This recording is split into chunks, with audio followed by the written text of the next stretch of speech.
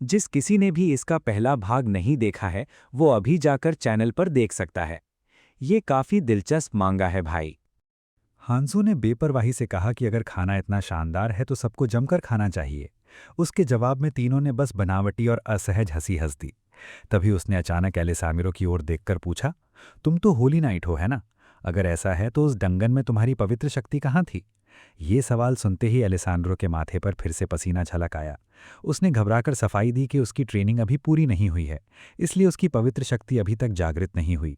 हांसू ने सपाट चेहरे से बस इतना कहा, अफसोस की बात है। इशारों में बात करना उसके स्वभाव में था ही नहीं।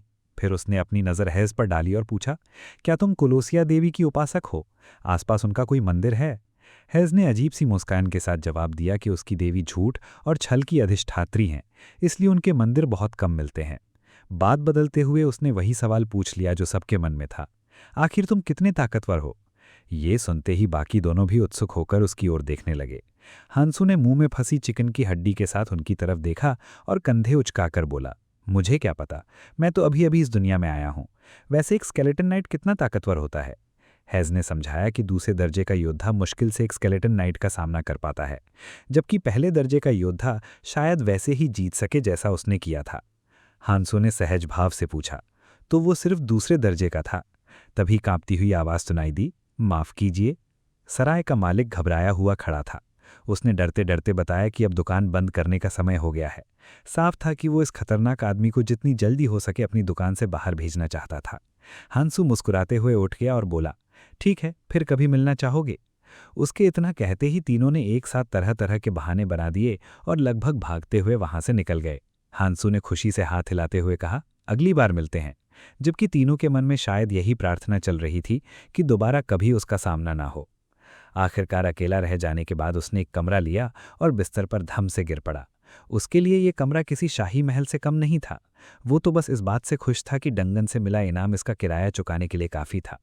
बर्फीले जंगलों में जीने के बाद अब एक साधारण बिस्तर भी उसे स्वर्ग जैसा लग रहा था। लेटे लेटे वो आगे की जिंदगी के बारे में सोचने लगा। अब वो जंगल से बाहर निकल चुका था और इस नई दुनिया का आनंद लेना चाहता था। उसके सपने बिल्कुल किसी साधारण साहसी यात्री जैसे थे। एल्फ साम्राज्य घूमना, जादुई टॉवर देखना और राजधानी की सैर करना। इस दुनिया की हर मशहूर जगह उसकी मंजिल बनने वाली थी। इन्हीं ख्यालों में खोया वो सो गया। अगली सुबह दरवाजे पर जोर जोर से दस्तक हुई तो उसकी नींद खुली।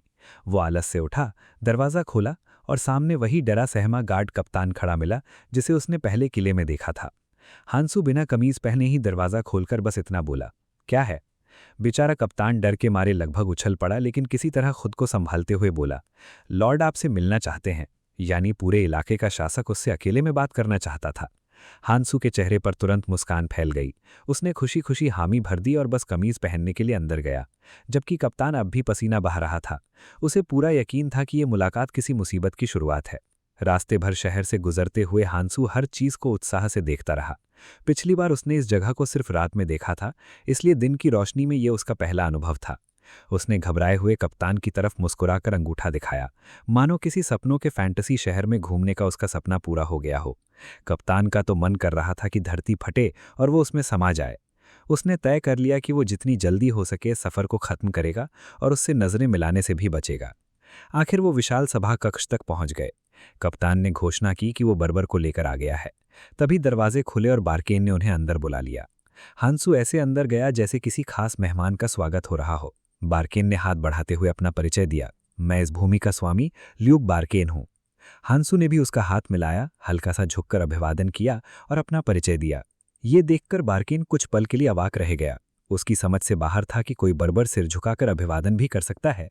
उसकी कल्पना में बर्बर लोग कभी किसी के आगे सिर नहीं झुकाते थे। वो किसी जंगली इंसान की उम्मीद कर रहा था, न कि इतने शिष्ट व्यक्ति की।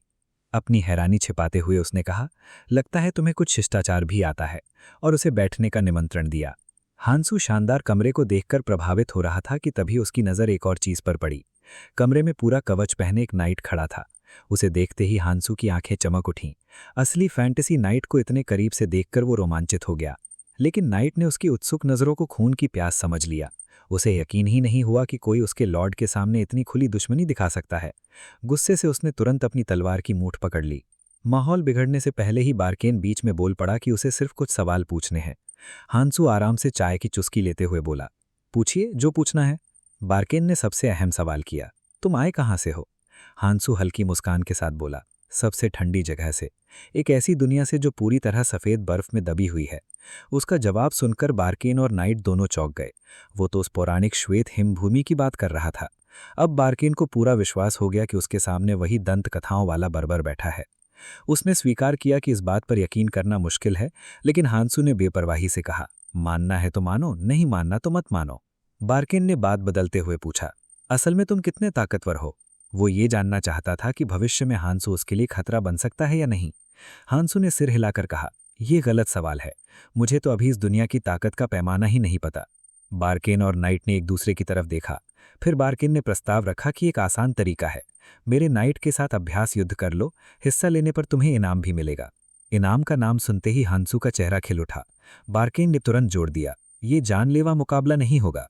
हांसू मुस्कुराकर तुरंत तैयार हो गया।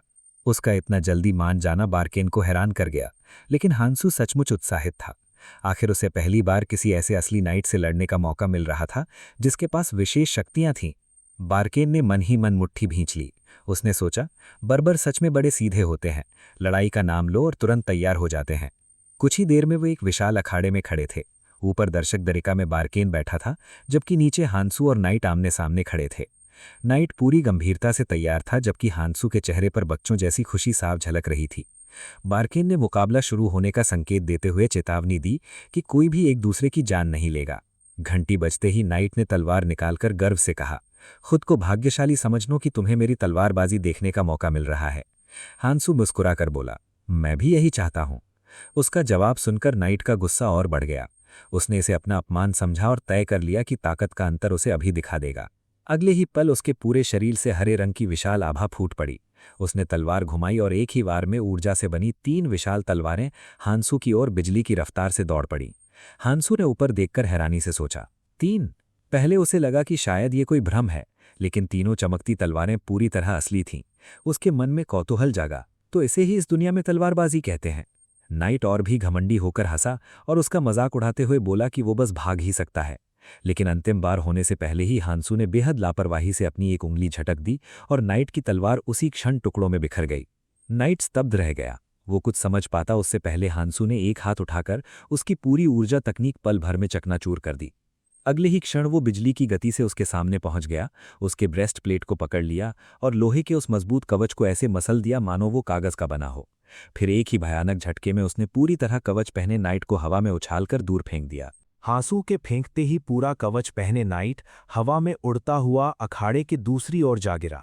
ऊपर से ये दृश्य देख रहे ल्यूक बार्केन की आंखें फटी रह गईं। नाइट एक ही वार में जमीन पर विशाल गड्ढा बनाते हुए गिरा था। इतनी भयावह ताकत की उसने कभी कल्पना भी नहीं की थी। उधर हांसू ऐसे मुस्कुरा रहा था मानो उसने कुछ खास किया ही ना हो। उसने सहजता से पूछा, तो मुकाबला खत्म हुआ? बार्केन को खुद को संभालने में कुछ पल लग गए। फिर उसने धीमे से कहा, हाँ। लेकिन उसके दिमाग में गणनाएं तेजी से चल रही थीं। एक प्रथम श्रेणी के नाइट को एक ही वार में हरा देना सामान्य बात नहीं थी। ये तो दुनिया के नियमों से परे था। अगर कोई बर्बर इतना शक्तिशाली है तो वो पूरी दुनिया की शक्ति संतुलन को हिला सकता है। इसी सोच के साथ बार्केन ने तय किया कि उसे तुरंत एक खास व्यक्ति को खबर देनी होगी, स्वॉर्ड मास्टर की। उसने मन ही मन सोचा कि पता नहीं वो आदमी आ चुका है या नहीं, और क्या ये खबर उसकी रुचि जगाएगी। तभी अचानक बिना किसी आहट के एक आवाज गूंजी, क्या तुम मेरी रुचि की बात कर रहे थे? अगले ही पल खिड़की खुली और हरे वस्त्र पहने एक बूढ़ा व्यक्ति अंदर आ गया। बार्केन ने उसे देखकर कहा, आपकी आदतें अब भी पहले जैसी अजीब हैं।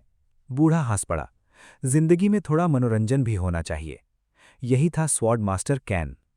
वो खुद पूरी बात सुनना चाहता था। बार्केन तुरंत अपनी सीट से उठकर सम्मानपूर्वक झुक गया। ये दृश्य बता रहा था कि उस बूढ़े की हैसियत कितनी ऊंची थी।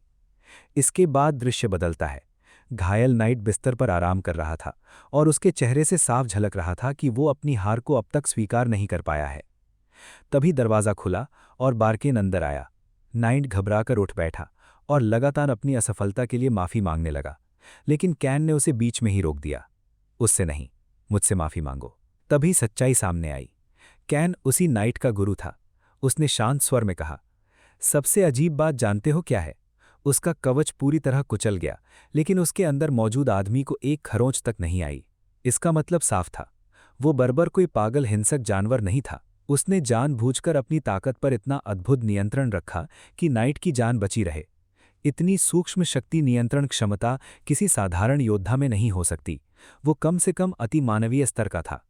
ये सुनते ही बारकेन और नाइट दोनों ऐसे दिखने लगे मानो उन्होंने कोई भूत देख लिया हो। बारकेन ने पूछा, अगर उसकी तुलना आपसे की जाए तो? कैन हल्का सा हंस पड़ा। "हं, मैं स्वॉर्ड मास्टर हूं। केवल शारीरिक ताकत मेरे लिए कोई मायने नहीं रखती। लेकिन बारकेन ने एक और बात उठाई। उसके पास इतनी ताकत थी, फिर भी उसके शरीर से जरा सी भी ऑरा महसूस नहीं हुई। इसी वजह से मुझे लगता है कि वो उसी डरावने श्वेत हिम प्रदेश से आया है। इस बार कैन सचमुच सोच में पड़ गया। उसने उन जगहों की कहानियां सुनी थीं, या यूं कहें वहां रहने वालों की। क्या केटल कोई हेटेरोमॉर्फ हो सकता है? ऐसा प्राणी जो पूरी तरह इंसान ना हो और इंसानों के बीच सामान्य रूप से घूमता हो? लेकिन अगले ही पल उसने खुद ही इस संभावना को नकार दिया। अगर वो सचमुच कोई राक्षसी प्राणी होता तो नाइट उसी पल खून की धुंध बन चुका होता। फिर भी एक सवाल बाकी था। दुनिया के आखिरी छोर पर रहने वाला कोई व्यक्ति अचानक यहां क्यों आया? कैन ने बात को वहीं छोड़ दिया और बुदबुदाया कि शायद इसका संबंध सम्राट की किसी अजीब मांग से हो सकता है। फिर उसने बारकेन से कहा कि इस बात की चिंता मत करो। अगले ही पल उसका ध्यान दूसरी ओर गया। वो बर्बर अभी यहीं है? बारकेन ने सिर हिलाकर हाँ कहा। कैन ने फैसला किया कि वो खुद उस रहस्यमय व्यक्ति से मिलेगा। उधर केटल पूरी तरह बेखबर एक गार्ड से बातें कर रहा था। गार्ड ने पूछा, अब आगे क्या करोगे? तुम्हें इनाम भी मिल चुका है और लॉर्ड बारकेन ने कहा है कि अब तुम यहां अपनी मर्जी से रह सकते हो। केटल ने सोचा कि सबसे पहले उसे कोई आधिकारिक पहचान बनानी चाहिए ताकि आगे यात्रा करना आसान हो जाए। गार्ड ने उसे दो रास्ते बताए, या तो कोई प्रभावशाली व्यक्ति उसका संरक्षक बने या फिर वो भाड़े के सैनिकों के संगठन में शामिल हो जाए। अगर वहां पर्याप्त योगदान देगा तो गिल्ड उसकी पहचान आधिकारिक रूप से प्रमाणित कर देगी। हालांकि नए भाड़े के सैनिकों को शुरू में सिर्फ छोटे मोटे काम ही मिलते हैं। गार्ड का मानना था कि केटल जैसा ताकतवर आदमी आसानी से कोई संरक्षक ढूंढ सकता है। लेकिन क्या केटल को इससे कोई फर्क पड़ा? बिल्कुल नहीं। जैसे ही उसने सुना कि भाड़े के सैनिक मिशन लेते हैं और राक्षसों का शिकार करते हैं, उसकी आंखें चमक गईं। वो चौड़ी मुस्कान के साथ बोला, कहाँ नाम लिखवाना है? गार्ड कुछ पल के लिए जड़ हो गया, फिर बोला, पास ही गिल्ड हॉल है, चलो मुझे वहीं ले चलो। केटल की चमकती मुस्कान देखकर गार्ड तुरंत मान गया। मगर भाड़े के सैनिकों की जिंदगी किसी वीर गाथा जैसी नहीं होती। समाज में उनकी हैसियत सबसे नीचे होती है। कई ताकतवर साहसी भी डंजन में मर जाते हैं या फिर अमीरों के गंदे काम करने पर मजबूर हो जाते हैं। इसलिए सबसे निचले दर्जे के भाड़े के सैनिकों की जिंदगी कठिन, गंदी और शोरगुल से भरी होती है। जब वो गिल्ड हॉल पहुंचे, अंदर पहले से ही मारपीट चल रही थी। बाकी भाड़े के सैनिक उसे रोकने की बजाय किनारे खड़े होकर उस पर शर्तें लगा रहे थे। रिसेप्शन पर गुलाबी बालों वाली लड़की ने अपनी साथी से पूछा, आज के नए भर्ती कैसे हैं? सुनहरे बालों वाली रोजा ने थकी हुई सांस छोड़ते हुए कहा, सब के सब अजीब लोग हैं। इस बार एक गिरा हुआ होली नाइट, एक संदिग्ध चोर और किसी संदिग्ध देवता की भक्त ननाई है। उसकी सहेली निराश हो गई। रोजा बड़बड़ाई, कोई सामान्य इंसान यहां क्यों नहीं आता? जो पुराने लोग हैं वही हर दिन हंगामा करते रहते हैं। काश कोई प्रिंस आकर मुझे इस जगह से बचा ले। तभी दरवाजा खुला। रोजा ने सिर उठाया और सामने मेज से भी ऊंचा खड़ा एक विशालकाय आदमी दिखाई दिया। उसके सारे सपने उसी पल टूट गए। कोई प्रिंस नहीं, बल्कि मुस्कुराता हुआ केटल था, जो चारों तरफ नजर घुमाते हुए बोला, तो यही है गिल्ड हॉल। उसकी आवाज सुनते ही पूरी लड़ाई रुक गई। पूरे हॉल में सन्नाटा छा गया। हर कोई स्तब्ध होकर उसे घूरने लगा। बर्बर? लेकिन केटल को किसी की प्रतिक्रिया का अंदाजा नहीं था। वो काउंटर पर दोनों हाथ रखकर बोला, मैं भाड़े का सैनिक बनना चाहता हूं। रोजा मुश्किल से शब्द निकाल पाई, तुम ऐसा क्यों करना चाहते हो? केटल ने सीधा जवाब दिया, मुझे आधिकारिक पहचान चाहिए। रोजा ने कहा कि यह संभव तो है, लेकिन इसके लिए बहुत मेहनत करनी पड़ेगी। पंजीकरण शुल्क 5 चांदी के सिक्के हैं। केटल ने अपना नाम बताया, लेकिन उम्र पूछने पर बोला कि उसे खुद नहीं पता। रोजा ने अपनी तरफ से एक उम्र लिख दी। थोड़ी देर बाद उसने सारी प्रक्रिया पूरी की और उसे उसका भाड़े का सैनिक वाला बैज सौंप दिया। बैज हाथ में लेते ही केटल बोला, अब मुझे कोई काम दे दो, मैं अभी से मिशन करना चाहता हूं। रोजा ने शुरुआती रैंक के कुछ मिशन उसके सामने रख दिए। केटल सूची देखकर उलझ गया। बस इतने? एफ रैंक के सारे काम बेहद साधारण थे। जड़ी बूटियां इकट्ठा करना, तहखाने साफ करना, नालियां साफ करना। कहीं भी राक्षसों का शिकार नहीं था। रोजा घबरा गई। बर्बरों को बहुत अभिमानी माना जाता था। कहीं वो इन मामूली कामों को अपना अपमान ना समझ लें। वो उसे रैंक प्रणाली समझाने ही वाली थी कि केटल ने सूची पर उंगली रख दी। मुझे यही वाला चाहिए। रोजा ने पलकें झपकी। उसने सबसे साधारण मिशन चुना था, जड़ी बूटियां इकट्ठा करना। उसने दोबारा पूछा, तुम्हें यकीन है? केटल ने बाहें मोड़कर सहजता से कहा, अगर ये काम जरूरी है तो इसमें समस्या क्या है? फिर उसने पूछा कि ये जड़ी बूटियां मिलेंगी कहाँ? रोजा ने बताया कि गांव के बाहर जंगल में, और उसे पौधे का एक चित्र भी दे दिया। केटल मुस्कुराया, कागज लिया और बोला, मैं जल्दी लौटता। उसके जाते ही रोजा कुछ देर तक कुर्सी पर जमी रह गई। उसके मुंह से बस एक ही बात निकली, ये था क्या? वो जरूरत से ज्यादा शांत है। उसकी गुलाबी बालों वाली सहेली ने उसे झंझोरकर होश में लाया। उधर जंगल में पहुंचकर केटल ने चित्र से मिलान करते हुए पौधों को देखा। लगता है यही है। शायद इनका इस्तेमाल इलाज के लिए होता होगा। दिखने में तो थोड़े अजीब हैं। इतना कहकर वो जड़ी बूटियां इकट्ठा करने में लग गया और मजाक करते हुए बोला, यूवी गियर भी पहन लिया। अब मेरी पहली नौकरी शुरू होती है। करीब 1 घंटे बाद केटल वापस गिल्ड हॉल पहुंचा। उसने जड़ी बूटियों से भरा एक विशाल बोरा धड़ाम से काउंटर पर रख दिया, जिससे रोजा घबराकर उछल पड़ी। केटल मुस्कुराते हुए बोला, क्या इतना काफी रहेगा? रोजा के मन में आया कि कहीं इसने पूरा मैदान ही साफ तो नहीं कर दिया, लेकिन जब उसने जड़ी बूटियों को ध्यान से देखा तो उसकी आंखें फैल गईं। हर एक पौधा बिल्कुल सही हालत में था। उसने हैरानी से कहा, ज्यादातर भाड़े के सैनिक इन्हें जड़ से उखाड़कर खराब कर देते हैं। केटल मुस्कुराया, दिखने में मैं जैसा भी हूं, मेरे हाथ बहुत नर्म हैं। रोजा ने उसे मेहनताना दिया, एक चांदी का सिक्का। इतनी रकम से शहर में सबसे सस्ता खाना भी मुश्किल से मिलता था, लेकिन केटल के चेहरे पर गर्व साफ झलक रहा था। ये उसकी जिंदगी की पहली कमाई थी जो उसने अपनी ईमानदार मेहनत से अर्जित की थी। उसके लिए यही सबसे बड़ी बात थी। उसने खुशी से रोजा का धन्यवाद किया और तुरंत अगला मिशन मांग लिया। रोजा पूरी तरह उलझ गई। उसे समझ नहीं आ रहा था कि इतना विशाल और डरावना बर्बर फूल पत्तियां तोड़ने में इतना खुश कैसे हो सकता है। अब उसे पूरा यकीन हो गया था कि ये नया भाड़े का सैनिक भी बाकी अजीब लोगों जैसा ही है। जड़ी बूटियां इकट्ठी करने के बाद केटल ने तहखाना साफ किया, फिर नालियों में घुसकर सफाई की और बिना रुके अगला काम उठा लिया। इस बार उसने एफ रैंक का गोदाम साफ करने वाला मिशन चुना। रोजा का धैर्य जवाब देने लगा। जड़ी बूटियों वाले काम के बाद ये लगातार तीसरा सफाई वाला मिशन था। वो हैरानी से उस विशाल आदमी को छोटे छोटे कामों पर मुस्कुराते हुए देख रही थी और सोचने लगी कि कहीं इसे सचमुच सफाई करना पसंद तो नहीं। उसने किसी तरह बनावटी ग्राहक सेवा वाली मुस्कान बनाई रखी, मिशन पर मोहर लगाई और उसे रवाना कर दिया। कुछ देर बाद केटल गोदाम पहुंच गया। मालिकिन पहले से उसका इंतजार कर रही थी। शायद उसने सोचा था कि कुछ सिक्कों के लालच में कोई दुबला पतला लड़का आएगा, लेकिन वहां मुस्कुराता हुआ विशालकाय केटल खड़ा था। उसने विनम्रता से कहा, मैं गोदाम साफ करने आया हूं। बेचारी औरत के तो होश उड़ गए। उसके चेहरे पर साफ डर लिखा था। केटल ने पूछा, क्या आप ही मालिक हैं? उसने किसी तरह कांपती आवाज में हाँ कहा। उसके दिमाग में बस एक ही शब्द घूम रहा था, बर्बर। लेकिन काम शुरू होते ही उसे समझ आ गया कि ये आदमी इस काम के लिए बिल्कुल उपयुक्त है। भारी भरकम बक्से, जिन्हें कई लोग मिलकर भी नहीं उठा पाते, केटल के लिए खिलौने जैसे थे। इसके बाद उसने सड़कों की सफाई का काम भी किया। शुरुआत में इतनी ज़्यादा ताकत को संभालते हुए झाड़ू लगाना थोड़ा मुश्किल था, लेकिन धीरे धीरे उसे इसकी आदत हो गई। उसे क्या पता था कि कोई लगातार उस पर नज़र रखे हुए है। एक खिड़की से स्वॉर्ड मास्टर कैन दूरबीन लगाकर उसे देख रहा था और पूरी तरह उलझ गया था। उसके सामने ऐसा आदमी था जिसकी ताकत किसी पूरे राज्य को हिला सकती थी। कोई भी देश उसे अपनी सेना में शामिल करने के लिए कुछ भी करने को तैयार हो जाता, और वो उसी ताकत से सड़क पर पड़ा कूड़ा साफ कर रहा था। उससे भी बड़ी बात यह थी कि वो इस काम को पूरी गंभीरता और ईमानदारी से कर रहा था। कैन के पास कहने के लिए शब्द ही नहीं बचे। उधर केटल माथे का पसीना पोंछते हुए दिन भर की मेहनत का आनंद ले रहा था। अगले दिन जब उसकी आंख खुली तो पूरे शरीर में दर्द था, लेकिन उसका मन बेहद खुश था। उठते ही उसकी नज़र मेज़ पर रखी छोटी सी सिक्कों की थैली पर पड़ी। उसे याद आया कि पहले दिन के सारे 15 मिशन पूरे करने के बाद रोज़ा ने उसकी तारीफ करते हुए उसे ये मेहनताना दिया था, पूरे 15 चांदी के सिक्के। उसके लिए ये किसी खजाने से कम नहीं थे। उसने उस समय बड़ी सी मुस्कान के साथ रोज़ा का धन्यवाद किया था और वादा किया था कि अगले दिन फिर आएगा। वो याद आते ही उसके चेहरे पर फिर मुस्कान आ गई। सभ्यता की दुनिया में उसका दूसरा दिन शुरू हो चुका था। अगली सुबह जब केटल गर्व से अपना पहला मेहनताना जेब में रखे शहर की गलियों से गुजर रहा था, तो लोग अब भी उससे डरकर दूर हट रहे थे, लेकिन उसे किसी की परवाह नहीं थी। तभी अचानक उसकी नज़र एक इमारत पर पड़ी। क्या ये पुस्तकालय है? उत्सुक होकर वो अंदर चला गया। लाइब्रेरियन मुस्कुराते हुए उसका स्वागत करने मुड़ी, लेकिन अगले ही पल उसे देखकर जोर से चीख पड़ी। सामने खड़ा विशाल बर्बर बेहद विनम्रता से पूछ रहा था, क्या मैं कुछ किताबें पढ़ सकता हूँ? थोड़ी देर बाद जब माहौल सामान्य हुआ तो केटल शांत बैठकर पूरी तल्लीनता से किताब पढ़ने लगा। लाइब्रेरियन अपनी मेज से उसे घूरे जा रही थी। उसके लिए ये दृश्य समझ से बाहर था।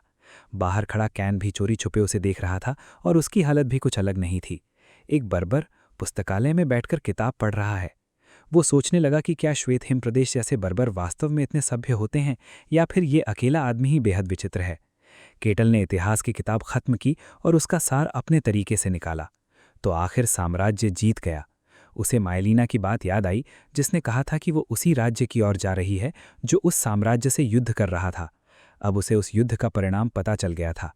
किताब में लिखा था कि अब वो साम्राज्य दुनिया की सबसे बड़ी शक्तियों में से एक बन चुका है और बार्केन का राज्य लगभग उसकी कठपुतली बन गया है। वो मानव संसार के आधे हिस्से पर पहले ही कब्जा कर चुका है और अब भी लगातार अपने साम्राज्य का विस्तार कर रहा है। केटल कुछ देर तक सोचता रहा कि पूरी दुनिया पर राज करने का विचार कितना पागलपन भरा है। फिर उसने मानव इतिहास की किताब बंद की और वो किताब खुली जिसे पढ़ने के लिए वो वास्तव में उत्साहित था। गैर मानव जातियाँ। पहला ही पन्ना पढ़ते ही उसकी आंखें चमक उठीं। जिन फैंटेसी जातियों के बारे में उसने केवल कहानियों में सुना था वो इस दुनिया में सचमुच मौजूद थीं। किताब में बौनों की विशाल अंतर्गत गुफाओं का वर्णन था जहां दुर्लभ खनिज और अनगिनत खजाने भरे पड़े थे। वहां परियों का गांव, आसमान में बसा स्वर्गीय जाति का नगर था और सबसे रहस्यमयी एल्फों का छिपा हुआ पवित्र निवास एल्फो साग्रादा। किताब में लिखा था कि एल्फो साग्रादा एक ऐसा पवित्र स्थान है जिसे आज तक कोई खोज नहीं पाया। केटल हल्का सा मुस्कुराया और मन ही मन सोचने लगा, शायद मैं इतना खास हूं कि वहां पहुंच सकूं। लेकिन जैसे ही उसने अगला पन्ना पलटा उसके चेहरे का भाव बदल गया। रुको, क्या श्वेत हिम प्रदेश जैसी और भी जगहें हैं? अब किताब दानव लोगों के बारे में बता रही थी। ऐसी जगहें जहां इंसानों का प्रवेश असंभव था और जहां विकृत राक्षसों का राज था। कुल 5 दानव लोग थे। मौन का जंगल, अग्नि की अथाह खाई, गहरा समुद्र, असीम गर्त और 5वां था श्वेत हिम प्रदेश, वही स्थान जिसे वो अपना घर कहता था। किताब के अनुसार इन दानव लोगों में रहने वाले जीव बेहद भयावह थे, लेकिन फिर भी वो मानव संसार में अपनी शक्ति नहीं फैला सकते थे। ये पढ़कर केटल स्तब्ध रह गया। ये दुनिया आखिर कितनी विशाल है। उसे तो श्वेत हिम प्रदेश ही अनंत लगता था, लेकिन उसके जैसे और भी कई क्षेत्र मौजूद थे। पर्याप्त जानकारी मिल जाने के बाद उसने सारी किताबें करीने से वापस रखीं और उठ खड़ा हुआ। उसे अचानक खड़ा होते देख लाइब्रेरियन एक बार फिर चौंक गई। बाहर निकलते समय केटल ने उसे विनम्र मुस्कान के साथ धन्यवाद किया। इतनी अच्छी किताबें देने के लिए शुक्रिया। फिर वो मुस्कुराते हुए बाहर निकल गया और पीछे दरवाजे की घंटी बज उठी। सीधे भाड़े के सैनिकों के गिल्ड पहुंचकर उसने हैरान खड़ी रोज़ा से पूछा, कोई नया काम है? जैसे ही रोज़ा ने उसके हाथ में नया मिशन दिया, उसका चेहरा खुशी से खिल उठा। उसे सचमुच लगातार मिशन पूरे करना बेहद पसंद था। दूर अंधेरे में खड़ा स्वॉर्ड मास्टर कैन अब भी उसे देख रहा था। 2 दिन तक उसका पीछा करने के बाद वो एक नतीजे पर पहुंच चुका था कि ये आदमी सचमुच बहुत अजीब है। अब समय आ गया था कि वो उससे आमने सामने बात करे। उसी रात दिन भर का काम खत्म करके संतुष्ट मन से केटल शहर की गलियों में चल रहा था। उसने अपने सिक्कों की थैली खोली। छोटे छोटे मिशनों से अब अच्छी कमाई होने लगी थी। उसने सोचा कि अगर यही रफ्तार रही तो जल्द ही वो एक जाना पहचाना भाड़े का सैनिक बन जाएगा। लेकिन उसी समय अंधेरी गली में कोई उसे देख रहा था। वो परछाई धीरे धीरे बाहर आई और उसके रास्ते में खड़ी हो गई। केटल रुक गया और हैरानी से उसकी ओर देखने लगा। सामने वही बूढ़ा आदमी था, स्वॉर्ड मास्टर कैन। इस बार उसका चेहरा हुड के नीचे गंभीर दिखाई दे रहा था। केटल बिल्कुल शांत रहा और सहज स्वर में बोला, आप पूरे दिन मेरा पीछा कर रहे थे। ये सुनते ही कैन के कदम वहीं थम गए। चोरी छुपे पीछा करने में माहिर स्वॉर्ड मास्टर पहली ही बात में पकड़ा गया था। केटल ने बाहें मोड़ते हुए पूछा, तो बताइए मुझसे क्या काम है? और कैन के मन में सिर्फ एक ही सवाल गूंज रहा था, तुम्हें मेरी मौजूदगी का पता चल गया था? कैन ने अपनी ऑरा की मदद से अपनी मौजूदगी पूरी तरह छिपा रखी थी। सामान्य परिस्थितियों में कोई भी उसकी उपस्थिति महसूस नहीं कर सकता था, लेकिन जब सामने खड़ा हुड पहने बूढ़ा चुप ही रहा तो केटल ने अपनी तरफ से निष्कर्ष निकाल लिया। उसने अपनी उंगलियों की गांठें चटकाईं और पूछा, तो तुम डाकू हो? कैन कुछ पल तक उसे अविश्वास से घूरता रह गया। जवाब न मिलने पर केटल ने सिर हिलाया। समझ गया, लगता है अच्छे शहरों में भी डाकू होते हैं। कैन तुरंत इनकार करने ही वाला था, लेकिन बीच में रुक गया। क्या ये लड़का सचमुच मानेगा कि वो दुनिया भर में प्रसिद्ध स्वॉर्ड मास्टर है? तभी केटल ने उसे दया भरी नजरों से देखा और बोला, हालात इतने खराब हो गए कि इस उम्र में लूटपाट करनी पड़ रही है। अगले ही पल उसके दिमाग में एक शानदार विचार आया। अगर वो किसी डाकू को पकड़कर गिल्ड में जमा कर देगा तो उसकी भाड़े के सैनिक वाली उपलब्धियों में ये बड़ी उपलब्धि मानी जाएगी। कैन बस उसे घूरता रह गया। उसे समझ ही नहीं आ रहा था कि बात इतनी अजीब दिशा में कैसे पहुंच गई। फिर उसके मन में भी एक विचार आया। अगर केटल उसे सचमुच डाकू समझ रहा है तो ये उसकी ताकत परखने का सबसे अच्छा मौका है। लेकिन जैसे ही उसने फैसला किया, केटल उसकी आंखों के सामने से गायब हो गया। सचमुच गायब। कैन चौंक कर पलटा और अगले ही क्षण केटल उसके ठीक पीछे खड़ा था। उसकी बैंगनी चमकती आंखें शिकार पर झपटने वाले शिकारी जैसी लग रही थीं और उसका हाथ सीधे कैन की ओर बढ़ रहा था। समझते ही कि वो पकड़ा जाने वाला है, कैन ने तुरंत अपने शरीर से हरी ऑरा का विस्फोट किया और हमला रोक दिया। केटल वहीं रुक गया और चौड़ी मुस्कान के साथ बोला, बुरा नहीं बूढ़े, तुम्हारी रफ्तार तो काफी अच्छी है। कैन कुछ दूरी पर जाकर उतरा, लेकिन उसका दिमाग पूरी तरह सुन्न था। उसे विश्वास ही नहीं हो रहा था। केटल लगभग उसे पकड़ ही चुका था और ये सब उसने केवल अपनी शारीरिक ताकत से किया था। उसके शरीर से जरा सी भी ऑरा महसूस नहीं हुई थी। दूसरी तरफ केटल ऐसे मुस्कुरा रहा था जैसे ये सब उसके लिए मामूली बात हो। कैन ने दांत भींच लिए। अब ये सिर्फ परीक्षा नहीं रही, इस बार वो पूरी ताकत लगाएगा। लेकिन अगले ही पल फिर वही हुआ। केटल फिर से गायब हो गया। उसकी गति इतनी तेज थी कि आंखें उसका पीछा ही नहीं कर पा रही थीं। कैन कुछ समझ पाता उससे पहले केटल ने उसका हाथ पकड़ लिया। स्वॉर्ड मास्टर की आंखें फैल गईं।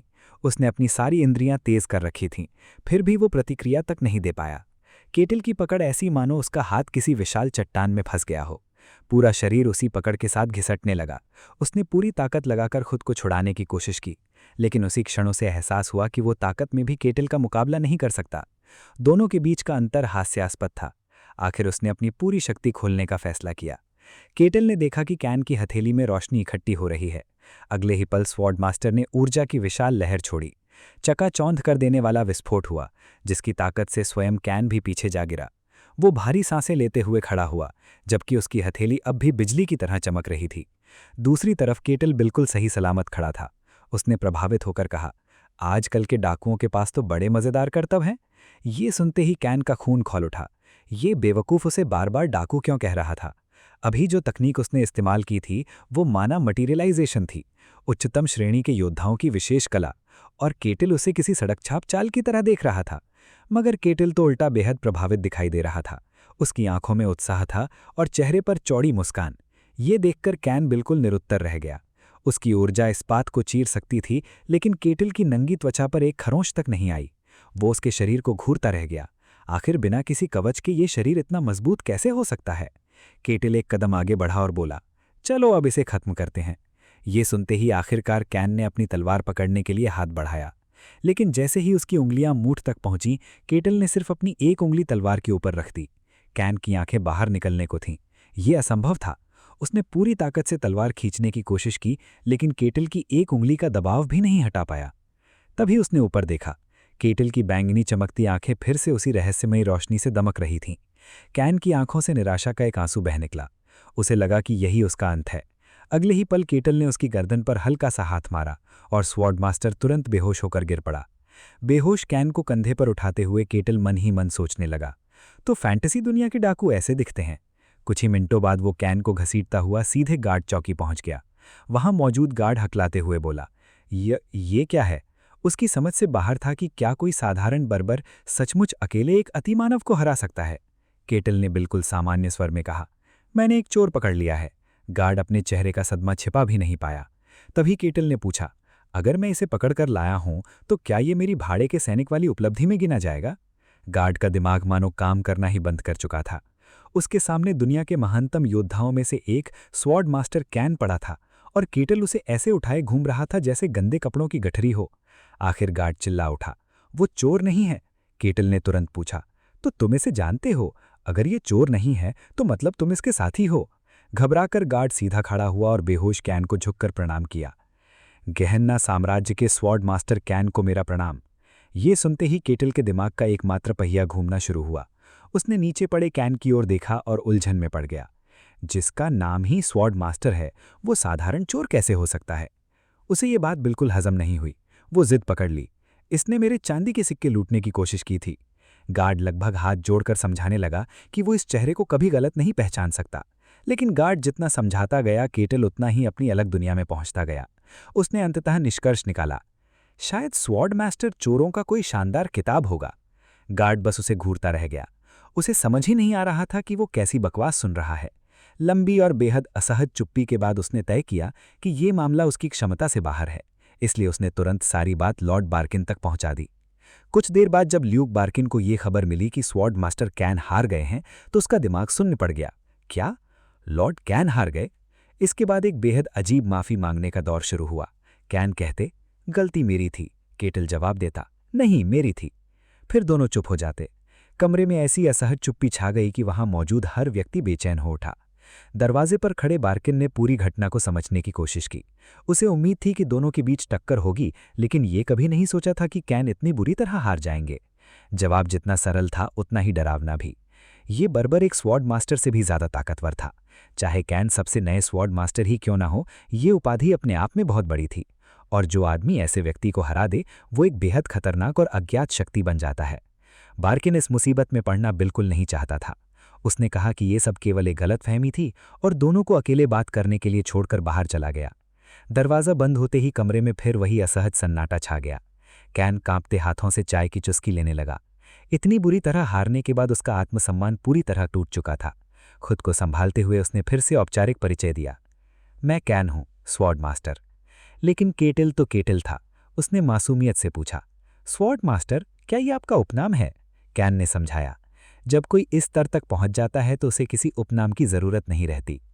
केटल ने सिर हिलाया और तुरंत दूसरा सवाल पूछ बैठा, अभी जो हरे रंग की ऊर्जा वाला हमला किया था, क्या वो कोई खास तकनीक थी?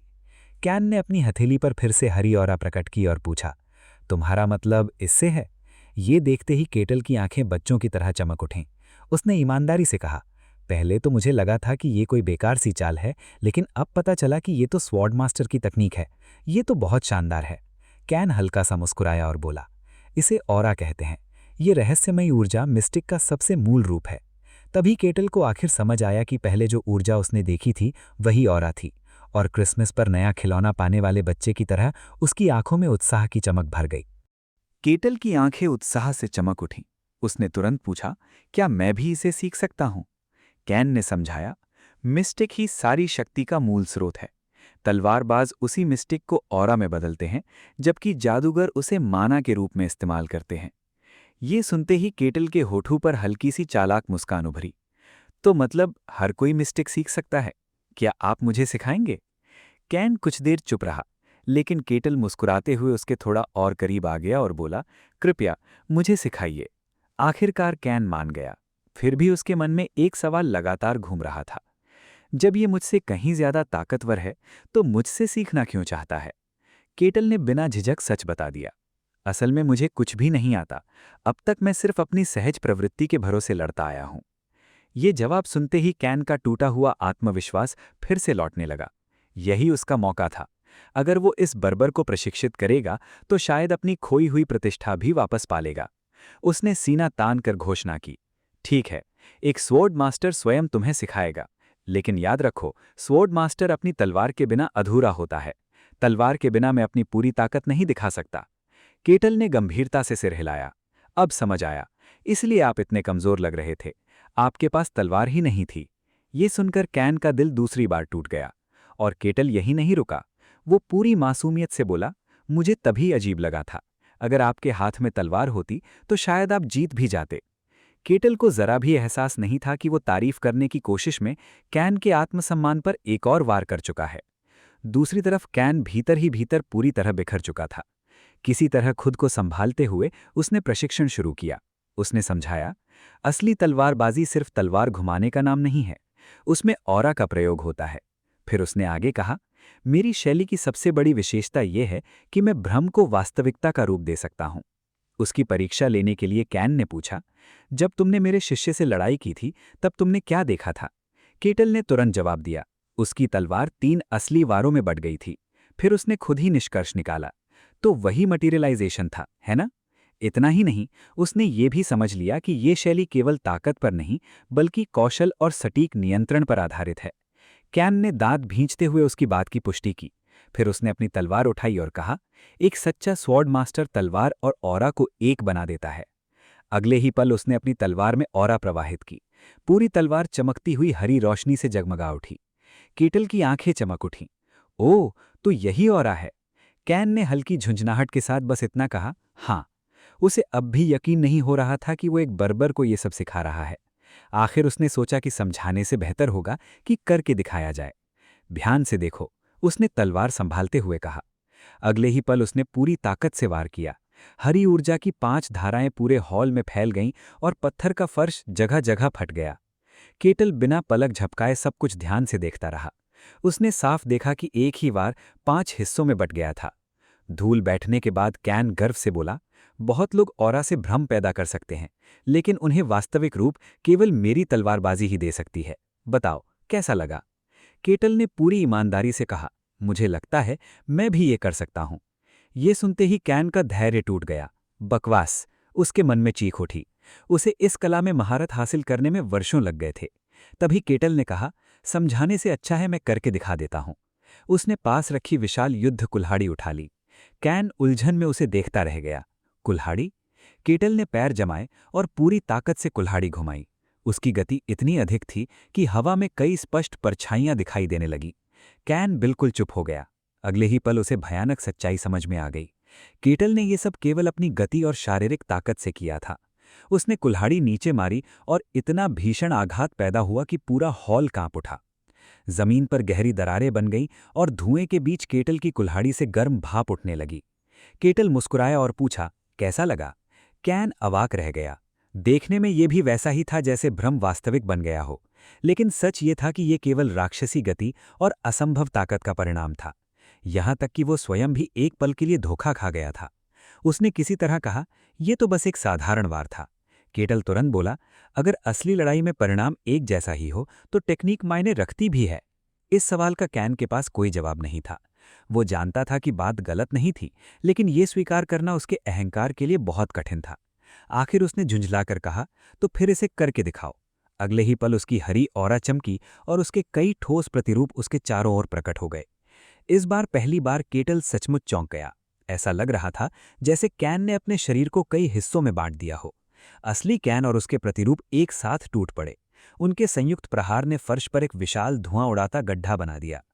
कैन गर्व से बोला, ये कला ऑरा पर पूर्ण नियंत्रण से संभव है। अब तुम भी इसे दोहरा कर दिखाओ। केटल ने कोई जवाब नहीं दिया। उसने फिर से अपनी विशाल कुल्हाड़ी उठाई और पूरे शरीर को घुमाना शुरू किया। उसकी गति लगातार बढ़ती गई।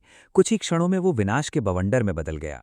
हवा इतनी तेज घूमने लगी कि पूरा हॉल तूफान में बदल गया। दीवारों से पत्थर उड़कर उड़ने लगे। जब सब शांत हुआ तो केटल मलबे के बीच पूरी शांति से खड़ा था। उसने फिर वही सवाल पूछा, कैसा लगा? बस यहीं कैन पूरी तरह टूट गया।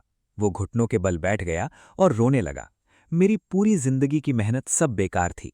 महान स्वॉर्ड मास्टर फर्श पर बैठा बच्चे की तरह सिसक रहा था। केटल उसे देखकर बोला, आपकी मानसिक दृढ़ता मेरी उम्मीद से भी कमजोर निकली। फिर उसने अचानक मुस्कुराते हुए गंभीर स्वर में कहा, लेकिन आपकी तलवारबाजी सचमुच अद्भुत है। उसने ईमानदारी से स्वीकार किया, मैंने तो बस कुल्हाड़ी तेजी से घुमाई थी। वो असली तलवारबाजी नहीं, सिर्फ ताकत थी। आपकी टेक्निक अलग थी। वे परछाइयां नकली नहीं थीं, वे वास्तव में अस्तित्व रखती थीं। ऐसी रहस्यमयी कला मैं कभी नहीं कर सकता। बस इतनी सी सच्ची प्रशंसा कैन के टूटे हुए मन को फिर से खड़ा करने के लिए काफी थी। उसकी आंखों में चमक लौट आई। उसकी तलवारबाजी अब भी मूल्यवान थी। उसने गर्व से कहा, भ्रम और वास्तविकता को एक कर देना, ये कला केवल मेरे पास है। उसका आत्मविश्वास पल भर में वापस लौट आया।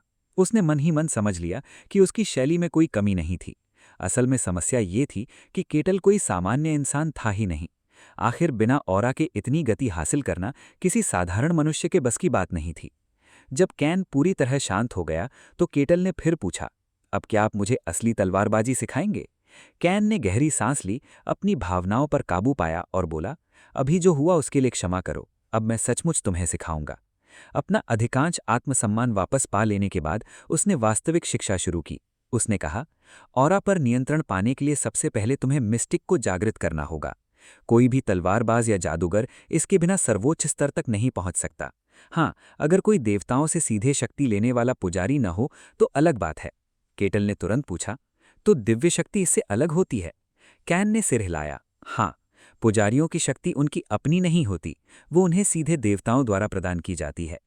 केटल पूरी दिलचस्पी से उसकी बातें सुन रहा था। कैन आगे समझाने लगा, मिस्टी वो छिपी हुई शक्ति है जो हर व्यक्ति के भीतर मौजूद होती है। और तुम उसका उपयोग कैसे करते हो वही तय करता है कि तुम किस तरह के योद्धा बनोगे। हर प्रकार की शक्ति की जड़ यही रहस्यमयी ऊर्जा होती है, चाहे वो आगे चलकर आभा बने, मना बने या फिर आत्मिक शक्ति। इसे जागृत करना पहला और सबसे महत्वपूर्ण कदम था। इसके बाद केन ने बताया कि इस रहस्य पर पूर्ण अधिकार पाने के कुल 5 चरण होते हैं और पहला चरण है रहस्य को महसूस करना। काटिल ने उत्सुकता से पूछा कि क्या हर कोई ऐसा कर सकता है, लेकिन केन ने तुरंत सिर हिलाकर मना कर दिया। उसके अनुसार बिना जन्मजात प्रतिभा के कोई इसकी मौजूदगी तक महसूस नहीं कर सकता, और जो लोग मुश्किल से इसकी आहट पकड़ पाते हैं उन्हें भी केवल तीसरे दर्जे का माना जाता है। रहस्यमयी शक्ति पर नियंत्रण के आधार पर हर व्यक्ति को 5 श्रेणियों में बांटा जाता है: third rate, second rate, first rate, super human और सबसे ऊपर हीरो क्लास। ये सुनते ही काटेल को जैसे अपने अतीत की कोई धुंधली याद छू गई, लेकिन केन ने बात को हल्के में टालते हुए कहा कि ये रैंक सिर्फ एक सामान्य पैमाना है और फिलहाल इसकी चिंता करने की जरूरत नहीं। समझाने के बाद जब काटेल ने कहा कि वो सब समझ गया है, तो केन ने मुस्कुराकर अभ्यास शुरू करने का ऐलान किया। वो पूरी सावधानी से उसके सामने खड़ा हो गया ताकि रहस्य को महसूस करने के पहले कदम में उसकी मदद कर सके।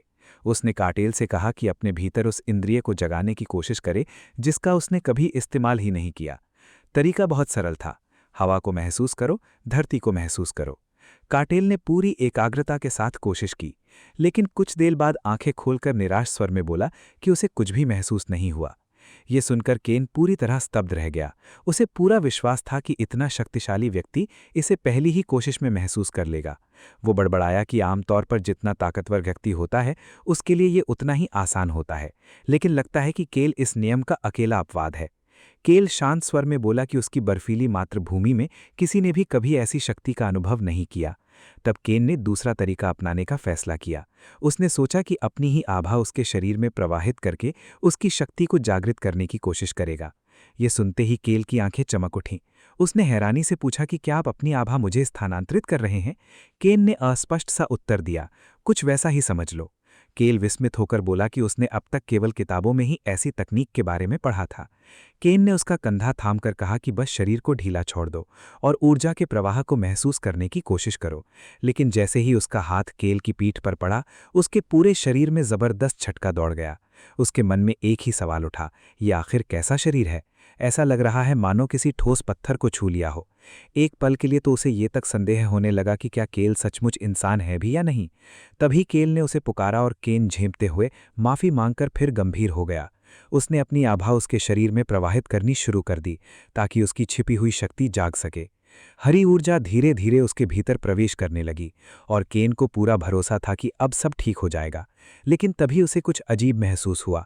वो अचानक रुक गया। उसके चेहरे पर उलझन साफ दिखाई दे रही थी। उसे वो मार्ग ही नहीं मिल रहा था जिससे ऊर्जा आगे बढ़ सके। वो इतनी दूर तक भी नहीं पहुंच पा रहा था कि उस रास्ते की तलाश कर सके।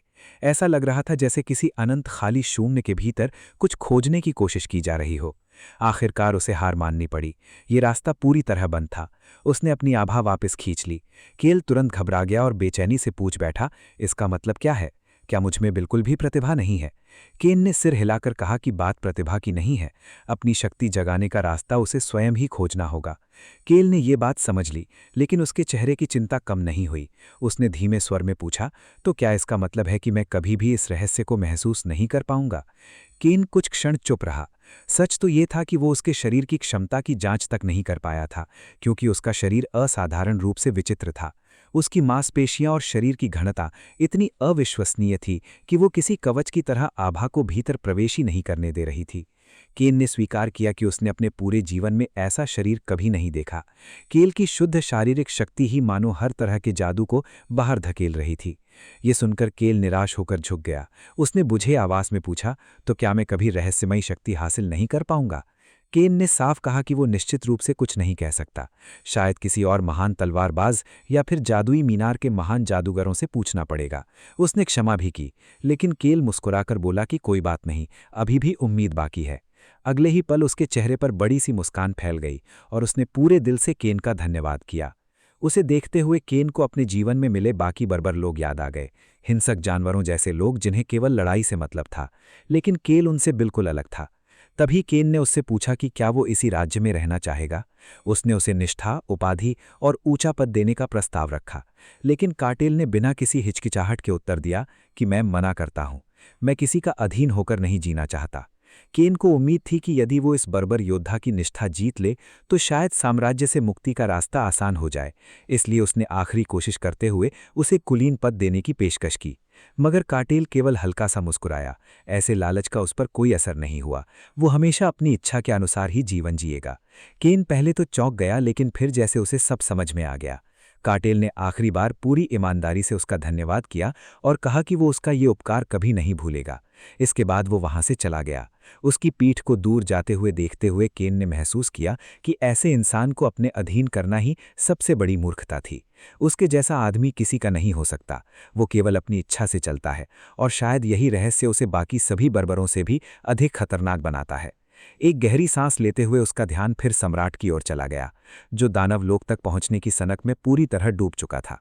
कुछ समय बाद लॉर्ड बार्किन अपनी मेज पर बैठे थे और उन्हें पहले से ही सम्राट की महत्वाकांक्षा का पता था।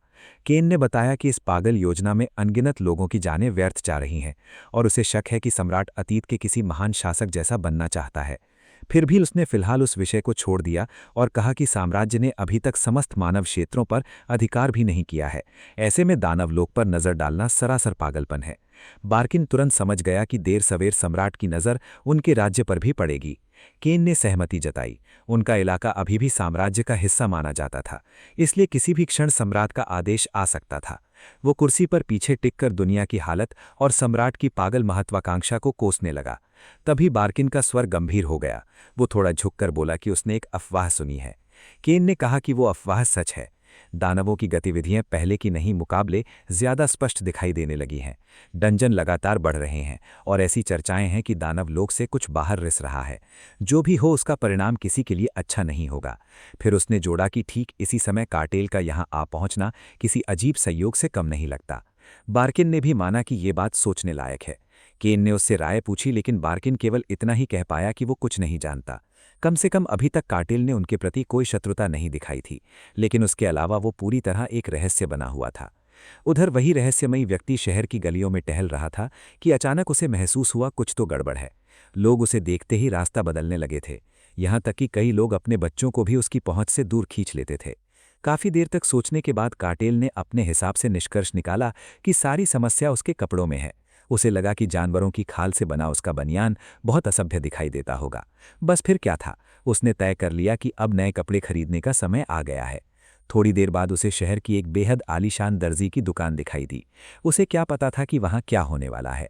जैसे ही दर्जी ने मुड़कर देखा, उसकी तो लगभग चीख निकल आई। उसकी शानदार दुकान के बीचों बीच एक विशालकाय बर्बर खड़ा था। आंसू रोकते हुए उसने कांपती हुई आवाज में कहा कि उनके पास काटेल के आकार के कपड़े नहीं हैं। लेकिन जब उसने काटेल के चेहरे पर उभरती निराशा देखी तो जल्दी से बोला कि वो उसके लिए नाप के अनुसार नए कपड़े सिल सकता है। ये सुनते ही काटेल का चेहरा खिल उठा और उसने खुशी खुशी उसे तुरंत काम शुरू करने के लिए कह दिया। दर्जी ने मुस्कुराकर हामी तो भर दी, लेकिन भीतर ही भीतर वो कल्पना कर रहा था कि अगर कपड़े जरा भी खराब बने तो ये विशालकाय आदमी उसे कितने अलग अलग तरीकों से मार सकता है। बाद में जब काटेल गिल्ड की ओर जा रहा था, तभी रास्ते में जमीन पर पड़ी एक छोटी सी हल्की नीली चमकती हुई गोल वस्तु पर उसकी नजर पड़ी। उसके भीतर अजीब सी आकृतियां धीरे धीरे घूम रही थीं, जिसने उसका ध्यान अपनी ओर खींच लिया। उत्सुकता से उसने उसे उठाकर गौर से देखा और सोचा कि शायद गिल्ड में किसी को इसके बारे में कुछ पता हो। गिल्ड पहुंचकर उसने वो नीला गोला रोजा को दिखाया और बताया कि उसे ये सड़क पर पड़ा मिला था। रोजा ने उसे हाथ में लेकर ध्यान से परखा। वो किसी इंसान द्वारा बनाई गई वस्तु लग रही थी और शायद काफी कीमती भी थी, लेकिन उस पर किसी निर्माता का कोई निशान नहीं था। तभी अचानक उसकी आंखें एकदम खाली हो गईं।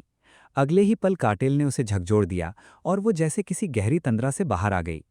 कुछ क्षण पहले ऐसा लग रहा था मानो उसकी चेतना कहीं और चली गई हो। काटेल ने चिंतित होकर पूछा कि क्या वो ठीक है। उसे तो ऐसा लगा था जैसे वो गोला रोजा को अपनी ओर खींच रहा हो। रोजा को उस घटना की कोई याद नहीं थी, लेकिन उसने माना कि उस गोले से सचमुच किसी अनजान शक्ति का एहसास हो रहा है। उसने किसी विशेषज्ञ से जांच कराने का सुझाव दिया, मगर काटेल हंस पड़ा। उसने कहा कि उसकी असली मजा तो खुद रहस्य सुलझाने में है। फिर उसने आज के कामों के बारे में पूछा। रोजा ने हमेशा की तरह उसे एफ रैंक के साधारण काम दिए, सफाई करना और सामान इकट्ठा करना। ये सुनते ही काटेल खुशी से खिल उठा। पूरे दिन मेहनत करने के बाद वो पूरी तरह संतुष्ट होकर अपने कमरे में लौटा। उसने फिर से वो रहस्यमय नीला गोला निकाला और रोज़ा के साथ हुई घटना के बारे में सोचने लगा। तभी अचानक उस गोले के भीतर से एक धीमी फुसफुसाती आवाज़ सुनाई दी, मेरे पास आओ। यही संदेश बार बार दोहराया जाने लगा और उसके साथ साथ रास्ते की दिशा भी सीधे उसके दिमाग में उभरने लगी। काटेल ने तुरंत समझ लिया कि ये शायद किसी प्रकार का सम्मोहन या अधीनता का जादू है। गोला लगातार उसी भयावह पुकार के साथ धड़क रहा था। स्वाभाविक रूप से उसकी जिज्ञासा और बढ़ गई, इसलिए उसने उस आवाज़ का पीछा करने का फैसला कर लिया। वो रहस्यमयी पुकार उसे शहर से दूर एक गुफा तक ले आई। गुफा के सामने पहुंचकर उसने जोर से कहा, मैं आ गया हूं, मुझे किसने बुलाया? तभी भीतर से एक गहरी अंधेरी आवाज़ गूंजी। एक और बलि स्वयं चलकर आ गई। मूर्ख बर्बर, लेकिन मेरे पुनर्जन्म के लिए बिल्कुल उपयुक्त। आखिर ये हड्डियों का ढांचा था कौन? बहुत समय पहले वो एक दुष्ट जादूगर था, जो छाया में रहकर राज्यों के बीच युद्ध भड़काता था। अंततः जब नायकों ने उसे घेर लिया और हार निश्चित हो गई, तब उसने अपना शरीर त्याग कर अपनी आत्मा को एक विशेष पात्र में सील कर लिया और स्वयं को लिच बना लिया। अब जब तक उसकी आत्मा का वो पात्र सुरक्षित रहता, उसे मारना लगभग असंभव था। नया शरीर पाने के लिए उसने इस छोटे से शहर के पास अपना ठिकाना बनाया और वे नीले गोले जगह जगह फैला दिए ताकि लोग उनके प्रभाव में आकर स्वयं उसकी गुफा तक पहुंच जाएं। वही गोले उसके पुनर्जन्म की ऊर्जा का स्रोत थे और उसके बाद दुनिया पर राज करने का उसका पुराना सपना भी पूरा होना था। सब कुछ योजना के अनुसार चल रहा था, लेकिन फिर एक बहुत बड़ी समस्या सामने आ गई। ये बर्बर यहाँ क्या कर रहा है? उसने तो जानबूझकर ऐसी सुनसान जगह चुनी थी जहाँ कोई शक्तिशाली व्यक्ति ना आए, इसलिए काटेल का यहाँ पहुँच जाना उसकी समझ से बाहर था। जादू से उसे देखते हुए लिच ने सोचा कि इतना विशाल शरीर उसके लिए आदर्श बलि साबित होगा। उसका नीला गोला केवल उन्हीं लोगों पर प्रभाव डालता था जिनकी जादुई शक्ति पहले से जागृत हो चुकी थी, इसलिए उसने मान लिया कि काटेल कोई साधारण जादूविहीन मूर्ख है। इसी सोच के साथ उसने उसे बुलाया था। अंदर आओ बर्बर, मेरे पुनर्जन्म की आखिरी कड़ी बन जाओ। काटेल विशाल लकड़ी के दरवाजे तक पहुंचा, उसे धक्का देकर खोला और भीतर कदम रख दिया। सामने ही उसने पूरी घटना के पीछे छिपे हुए व्यक्ति को देख लिया। लंबा चोंगा पहने, चमकती नीली आंखों वाला एक असली लिच। उसे देखते ही काटेल की आंखें चमक उठीं। वो उत्साह से बोला, वाह, सचमुच का लिच, बिल्कुल किसी फैंटेसी कहानी के अंतिम बॉस जैसा। अब हैरान होने की बारी लिच की थी। उसने गुस्से में पूछा कि आखिर काटेल है क्या, क्योंकि उसका मानसिक नियंत्रण पूरी तरह विफल हो चुका था। काटेल ने जमीन पर बिखरी हुई हड्डियों को देखा और तुरंत समझ गया कि लोगों को कैसे फंसाकर यहाँ लाया जाता था। लेकिन लिच अब भी उसके भीतर किसी प्रकार की जादुई शक्ति महसूस नहीं कर पा रहा था, इसलिए उसने निष्कर्ष निकाला कि शायद काटेल के पास कोई दुर्लभ वस्तु है जो उसके मन की रक्षा कर रही है। काटेल ने सीधा जवाब दिया कि उसके पास ऐसी कोई चीज़ नहीं है। ये सुनते ही लिच ने बात करना बंद कर दिया और अपना चमकता हुआ दंड उठा लिया। अगर वो आज्ञा नहीं मानेगा तो बल प्रयोग ही सही। उसने अपने मरे हुए सेवकों को बुलाया। हथियारों से लैस कंकाल सैनिक बिजली की गति से काटेल पर टूट पड़े, लेकिन काटेल केवल मुस्कुराया। तो सचमुच ये किसी डंजन में रहने वाला दुष्ट लिच था। उसने पहले कंकाल को नंगे हाथों से केवल एक मुक्का मारा और वो धमाके के साथ टुकड़ों में बिखर गया। ये देखकर लिच की आंखें फैल गईं। काटेल ने अपना हाथ झाड़ते हुए कहा कि ये लिच उसकी उम्मीद से कहीं ज्यादा कमजोर निकला। ये सुनकर लिच का धैर्य टूट गया। उसने क्रोध से चीखते हुए आदेश दिया कि उसके हाथ पैर तोड़ दो, और बाकी सारे कंकाल भी उस पर एक साथ टूट पड़े। काटेल ने उंगलियों की ढांठें चटकाईं और पहला मुक्का पड़ते ही एक कंकाल धूल बन गया। अगले ही पल उसकी एक जोरदार लात ने दूसरे को भी चकनाचूर कर दिया। गुस्से से पागल लिच ने कहा कि अब खेल खत्म हो चुका है। उसका दंड और भी तेज चमकने लगा और उसने अपना सबसे शक्तिशाली सेवक बुलाया। काटेल की आंखें उत्साह से फैल गईं। एक विशाल बख्तरबंद कंकाल योद्धा हाथ में भारी तलवार और विशाल ढाल लिए धीरे धीरे जमीन से उठ खड़ा हुआ। लेकिन डरने के बजाय काटेल और भी उत्साहित हो गया। शायद ये वाला सचमुच कुछ अलग होगा। लिच के आदेश मिलते ही वो विशाल योद्धा तूफान की तरह उसकी ओर दौड़ा। काटेल ने फिर से अपनी मुट्ठियां चटकाई। कंकाल योद्धा ने अपनी विशाल चमकती तलवार पूरी ताकत से घुमाई, लेकिन काटेल केवल शांत भाव से उसे देखता रहा। लिच द्वारा बनाया गया ऐसा कंकाल योद्धा सचमुच दुर्लभ था, लेकिन उसके लिए वो भी कोई चुनौती नहीं थी। केवल एक मुक्के ने उसकी खोपड़ी धंसा दी और अगले ही पल वो विशाल मृत योद्धा हड्डियों और लोहे के टुकड़ों के विस्फोट के साथ बिखर गया। इतनी आसानी से अपनी सबसे शक्तिशाली रचना नष्ट होते देख लिच कुछ पल तक स्तब्ध रह गया। धूल बैठने के बाद काटेल ने उस कंकाल के अब भी हिलते हुए हाथ पर पैर रखकर उसे पूरी तरह कुचल दिया। फिर उकताए हुए स्वर में पीछे मुड़कर पूछा, बस इतना ही था? लिच बेतहाशा समझने की कोशिश करने लगा कि ये आदमी आखिर है क्या। उसने जादू से उसे दोबारा परखा लेकिन कुछ भी नहीं मिला। न माना, न कोई छिपी हुई शक्ति, न कोई जादुई वस्तु। ये पूरी तरह असंभव था। क्या इस बर्बर ने सचमुच केवल अपने नंगे हाथों से उसके सर्वोच्च श्रेणी के मृत योद्धा को हरा दिया था? अब उसे समझ आ गया कि इस आदमी को जिंदा रखना बहुत खतरनाक होगा, इसलिए उसने स्वयं युद्ध करने का निर्णय लिया। उसने इसे काटेल के लिए सम्मान बताते हुए किसी अंतिम महाबॉस की तरह हवा में तैरते हुए नीचे उतरना शुरू किया। तभी अचानक घना काला धुआं काटेल के चारों ओर फैल गया और वो एक कदम पीछे लड़खड़ा गया। गुफा में लिच की भारी आवाज गूंजी, डरो, मुझसे डरो बर्बर, मेरे पवित्र स्थान में घुसने की कीमत तुम्हें चुकानी पड़ेगी। लेकिन काटेल केवल उलझन से उसे देखने लगा। उसने बिल्कुल मासूमियत से कहा, मैं तो इसलिए आया क्योंकि उस गोले ने मुझे बुलाया था। क्या उसे बाहर तुमने ही नहीं छोड़ा था? सच तो यही था कि लिच ने शहर में चारा फेंका था और काटेल सचमुच उसे उठाकर यहाँ चला आया था। ये सुनते ही लिच आग बबूला हो गया। उसने चिल्लाकर उसे चुप रहने को कहा और गर्व से घोषणा की, मैं वो महान जादूगर हूं जिसने 5 राज्यों का विनाश किया था। मेरा नाम है कार्डोस ब्रेनुलास कैसिस। उसका इतना लंबा नाम सुनकर काटेल को अचानक एल्फ रानी याद आ गई और वो मन ही मन सोचने लगा कि क्या इस दुनिया में सबके नाम इतने बेहुदे लंबे ही होते हैं। बातों का अंत करते हुए कार्डोस ने अपने दंड से काली जादुई शक्ति का एक विशाल भंवर छोड़ दिया। उसने घोषणा की कि काटेल ही उसके पुनर्जन्म की नींव बनेगा। वो मंत्र तुरंत काटेल के चारों ओर लिपट गया और उसकी आंखें धुंधली होकर घूमने लगीं, मानो वो सम्मोहन में फंस गया हो। कार्डोस के चेहरे पर विजयी मुस्कान फैल गई और वो घमंड से अपनी सफलता का बखान करने लगा। कार्डोस घमंड से मुस्कुराया और अपने विशेष जादुई विद्या का बखान करने लगा। ये ऐसा अभिशाप था जो इंसान को उसकी सबसे गहरी नकारात्मक भावनाओं में कैद कर देता था, जब तक कि उसका मानसिक संतुलन पूरी तरह टूट न जाए। उसे पूरा विश्वास था कि बिना किसी जादुई सुरक्षा वाला ये साधारण बर्बर अब खत्म हो चुका है। उसके लिए ये आसान जीत थी। लेकिन अगले ही पल उसे कुछ अजीब महसूस हुआ। न जाने क्यों उसे लगा कि काटेल बाकी लोगों जैसा नहीं है, इसलिए उसे मारने के बजाय पकड़ लेना ज्यादा सही रहेगा। उसने अपने एक और कंकाल योद्धा को बुलाया। जमीन फट गई और तलवार थामे एक कंकाल बाहर निकल आया। वो सम्मोहित दिखाई दे रहे काटेल की ओर बढ़ा, लेकिन जैसे ही वो उसके पास पहुंचा, काटेल की आंखों में अचानक तेज बैंगनी चमक कौंधी। अगले ही क्षण उसने बिजली की गति से घूमकर ऐसी लात मारी कि कंकाल का पूरा धड़ धूल बनकर उड़ गया। बेबस होने की उम्मीद वहीं खत्म हो गई। काटेल ऐसे सामान्य भाव से लिच की ओर देखने लगा, मानो अभी कुछ हुआ ही ना हो। कार्डोस फिर एक बार स्तब्ध रह गया। उसके दिमाग में केवल एक ही सवाल गूंज रहा था, ये कैसे संभव है? वो मंत्र तो कभी असफल होता ही नहीं। काटेल ने ऊबते हुए पूछा, क्या बस घूरते ही रहोगे? तुम्हारा जादू तो कुछ करता हुआ दिख नहीं रहा। उसकी बात को अनसुना करके कार्डोस ने अपनी बची हुई सारी शक्ति इकट्ठी कर ली और लंबा मंत्रोच्चार शुरू कर दिया। अगले ही पल उसके सामने अंधकार से बनी एक विशाल ऊर्जा गोला प्रकट हुई, मानो पूरी दुनिया को निगल जाने वाली हो। इतनी भयानक शक्ति देखकर जहां कोई भी कांप उठता, वहीं काटेल की आंखें किसी बच्चे की तरह चमक उठीं जिसे त्योहार पर नया खिलौना मिल गया हो। कार्डोस जोर से हंसा। उसे यकीन था कि इस बार जीत निश्चित है। लेकिन अगले ही पल वो जोर जोर से खांसने लगा और घुटनों के बल गिर पड़ा।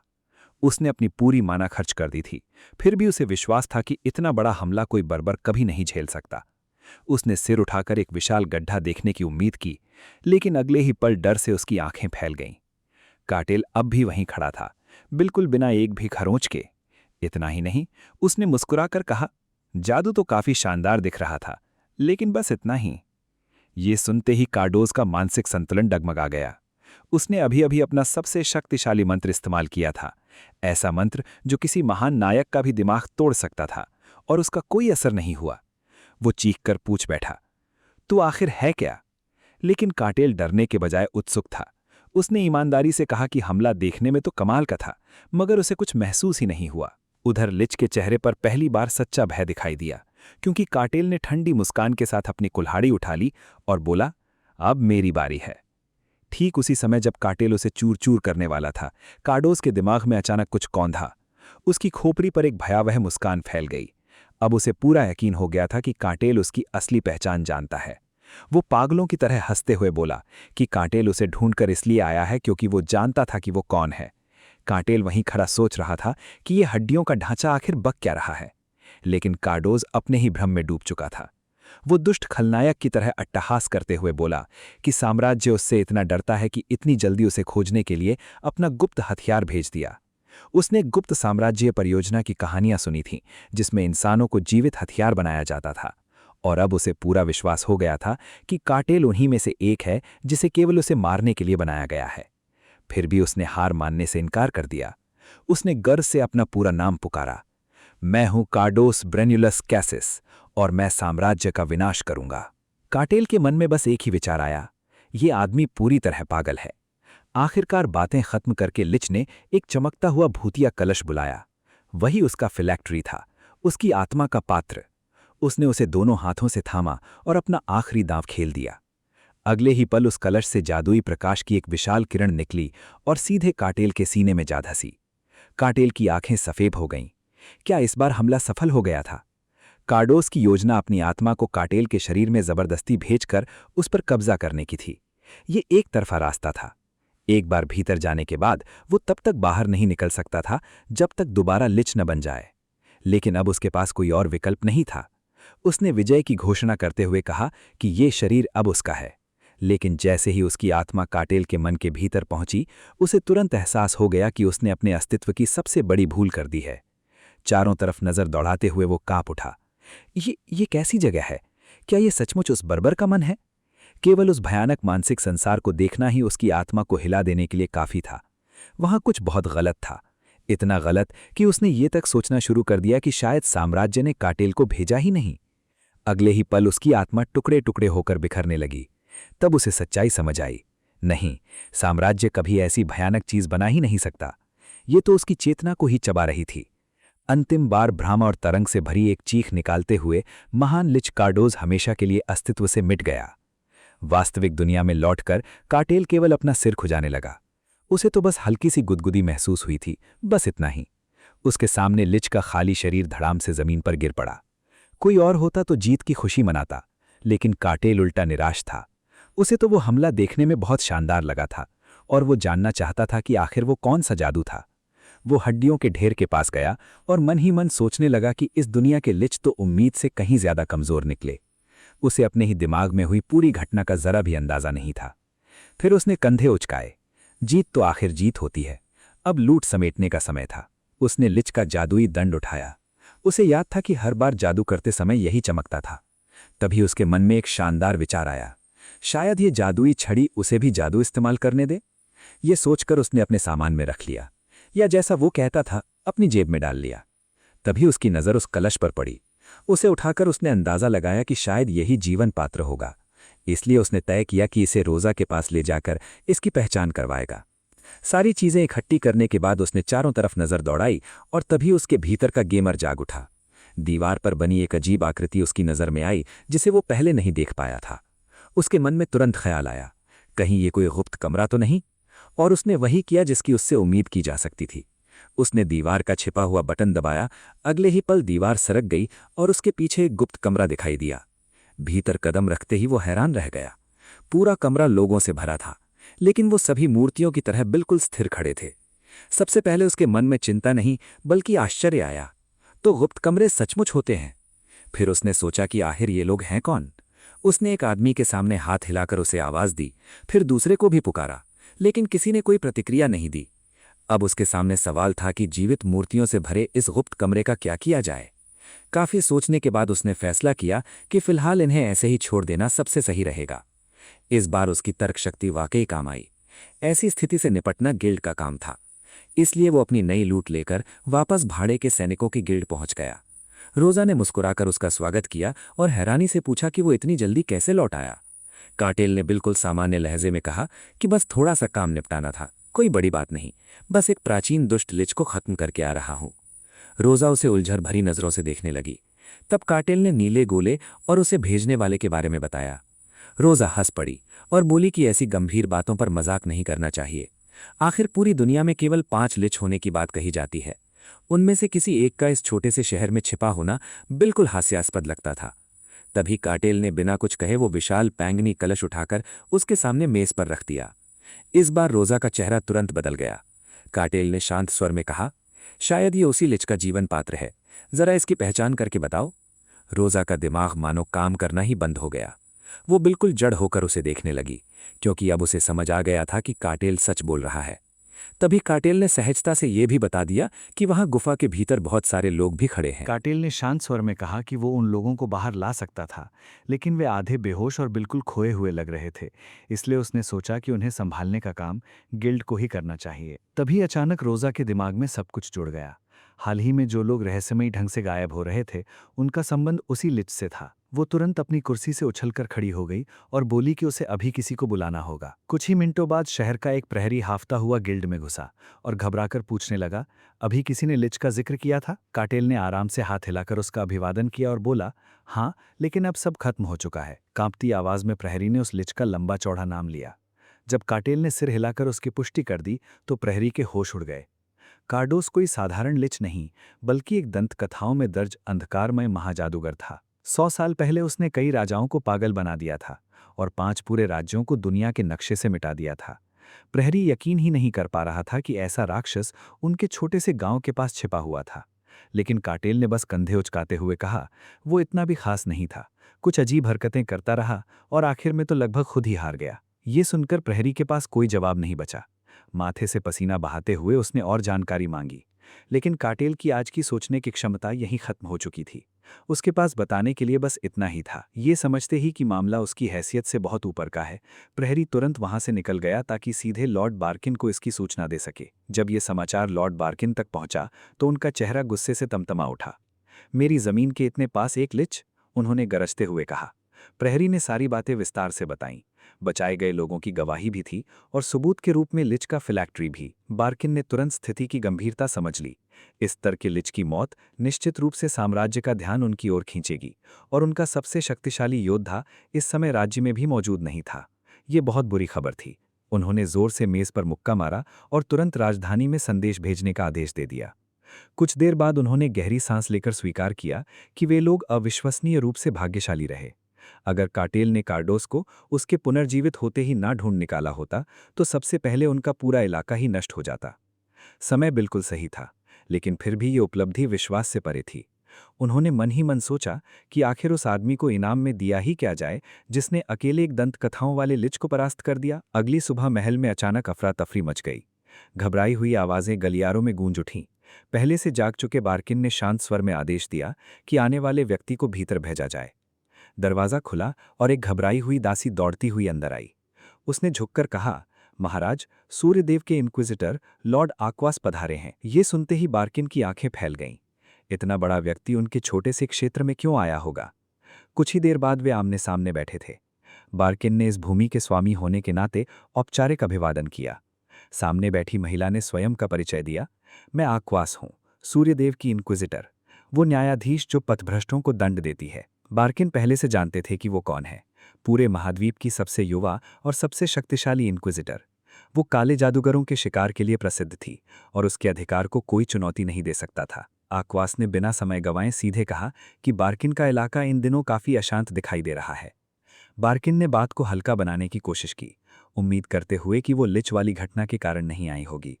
आखिर उन्होंने पूछ ही लिया कि उसके आने का कारण क्या है। आक्वास ने गंभीर स्वर में उत्तर दिया, मैं यहाँ एक दिव्य प्रकाशना के कारण आई हूँ। ये सुनकर बार्किन चौंक गए, लेकिन उस दिव्य संदेश के बारे में बताने से पहले आक्वास ने एक अनुरोध किया। वो हाल ही की पूरी घटना अपने मुंह से सुनना चाहती थी। जैसे जैसे बार्किन सारी बात बताते गए, उसके चेहरे पर हैरानी बढ़ती गई। क्या एक बर्बर ने उस लिच को हरा दिया? उसने अविश्वास से पूछा। बार्किन ने सिर हिलाकर कहा कि वो लिच कोई और नहीं बल्कि कुख्यात कार्डोस था। ये नाम सुनते ही आक्वास का चेहरा बदल गया। क्या कहा? वो राक्षस यहाँ था? प्रमाण के रूप में बार्किन ने उसके सामने फिलैक्ट्री रख दिया। कलश को देखते ही उसके चेहरे की शांति टूट गई। उसने धीमे स्वर में फुसफुसाया, इस जगह आखिर हुआ क्या है? उसने अपने पवित्र प्रतीक को कसकर पकड़ लिया। उसके मन में केवल एक ही सवाल घूम रहा था, क्या वो बर्बर अभी भी इसी शहर में है? बार्किन ने उत्तर दिया, हाँ, वो अविश्वसनीय रूप से शक्तिशाली बर्बर अभी भी मेरे क्षेत्र में ही है। उन्होंने ये भी बताया कि वो लगातार असंभव काम करता जा रहा है और सहजता से ये भी जोड़ दिया कि उसने तलवारबाज केन को भी परास्त किया था। ये सुनकर आक्वास कुछ पल तक बोल ही नहीं पाई। अब उसे समझ आ गया था कि इस दुनिया में एक नया महाशक्तिशाली व्यक्ति प्रकट हो चुका है। उसने तुरंत पूछा कि वो किस जनजाति से आता है। बार्किन ने बताया कि काटेल ने स्वयं को श्वेत वीरान भूमि का निवासी बताया था। ये उत्तर आक्वास के लिए किसी बिजली के झटके से कम नहीं था। श्वेत वीरान भूमि, वो बर्फीला मरुस्थल जिसे दानवों की धरती कहा जाता था। ये सुनना उसे बिल्कुल पसंद नहीं आया। तभी अचानक उसके मन में कई बिखरे हुए सूत्र एक साथ जुड़ गए। दानवों से भरी भूमि से आया एक अज्ञात और असाधारण शक्तिशाली योद्धा। क्या यही वो कारण था जिसकी वजह से देवताओं ने उसे यहाँ भेजा था? उधर बार्किन उसकी बदलती भावनाओं को समझ ही नहीं पा रहे थे। लेकिन आक्वास अब अपना निर्णय ले चुकी थी। उसने दृढ़ता स्वर में कहा कि उसे उस बर्बर से तुरंत व्यक्तिगत रूप से मिलना होगा। उसी समय काटेल अपने कमरे में लिच के दंड से निकाले गए माजाई रत्न को उलट पुलट कर देख रहा था। उसने सोचा कि शायद ये माजाई शक्ति बढ़ाने वाला रत्न होगा और बाद में किसी माजाई से इसके बारे में पूछ लेगा। लेकिन ये विचार ज़्यादा देर नहीं टिक पाया, क्योंकि उसे एहसास हुआ कि सुबह हो चुकी है और अब दिन की शुरुआत करने का समय हो गया है। तभी एक प्रहरी उसके कमरे में आया और बोला कि सूर्यदेव की इंक्विजिटर उसे चर्च में बुला रही हैं। जाते जाते उसने चेतावनी भी दी कि उनसे मिलते समय पूरा सम्मान दिखाना। काटेल मुस्कुराकर बोला, चिंता मत करो। प्रहरी ने थोड़ा झिझकते हुए पूछा, क्या वो चलने के लिए तैयार है? अपने बर्बर वाले कपड़े पहनकर काटेल मुस्कुराया और बोला, चलते हैं। इस दुनिया में देवता वास्तव में अस्तित्व में थे। वो लोगों को दिव्य शक्तियां प्रदान करते थे और पूरा चर्च उसी व्यवस्था का केंद्र था। प्रहरी काटेल को शहर की गलियों से लेता हुआ विशाल चर्च के सामने पहुंचा। उस विशाल इमारत को देखकर काटेल की आंखें चमक उठीं। सूर्यदेव का ये विशाल मंदिर सचमुच देखने लायक था।